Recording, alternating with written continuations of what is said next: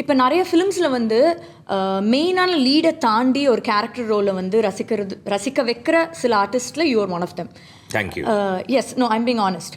So அந்த மாதிரி ஒரு படம் வந்து I would say Raavanan. So அந்த ஆஃபர் உங்களுக்கு வரும் எனி ஆக்டருக்கு, imagine a call from Mani sir's office, it will be like you know once in a lifetime moment மாதிரி. அவங்களுக்கு அந்த ஹோல் எக்ஸ்பீரியன்ஸ் எப்படி இருந்தது சார்? அந்த மாதிரி ஒரு மூவியில் ஒரு லெஜெண்டரி டிரெக்டர் அவர் கீழே நடிக்கும் போது how was that whole experience? See, Mani sir, its production is like a school.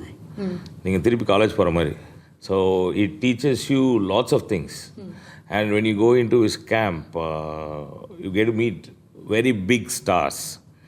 So எனக்கு ஆரம்ப காலத்திலே அந்த மாதிரி ஒரு ஆப்பர்ச்சுனிட்டி கிடைச்சனால, இந்த ஒரு பெரிய நடிகரை பார்த்து அவங்க படத்தில் நடிக்கும் போது அது மாதிரி ஒரு பட்டர்ஃப்ளை, ஒரு பயம், இந்த மாதிரி விஷயங்கள் வந்து வாஸ் நெவர் தேர். சும்மாவே அது நமக்கு கிடையாது.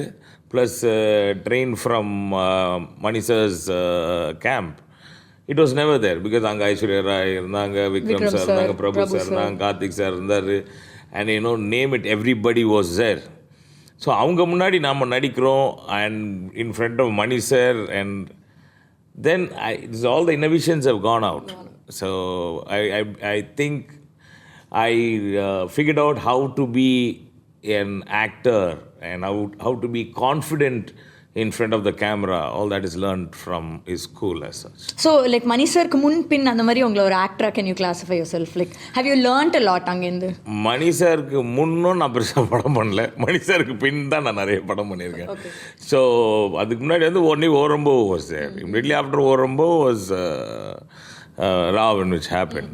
So I can't say before Christ, after Christ, Marilan, I can't define. But I had a great opportunity to work with him in my beginning of my career. அதனால் அந்த தைரியம், அந்த தில்லு, அந்த தௌலத்தான ஃபீலிங்கு, மணி சார் கூட நடிச்சிட்டம்பா, போப்பா அந்த மாதிரி ஒரு தாட்.